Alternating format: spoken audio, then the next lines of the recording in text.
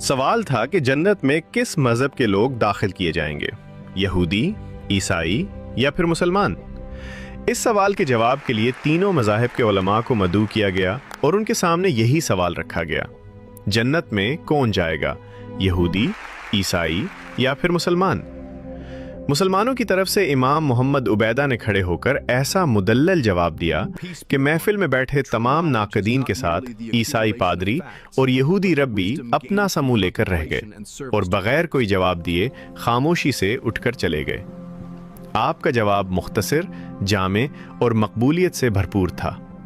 अदब व एहतराम के साथ रवादारी की उम्दा मिसाल और हिकमत और दानाई का मौका था।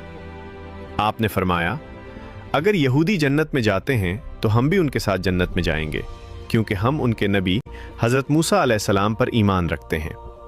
अगर ईसाई जन्नत में गए तो हम उनके साथ भी जन्नत में जाएंगे, क्योंकि हम हज़रत ईसा अलैहिस्सलाम पर भी ईमान रखते हैं।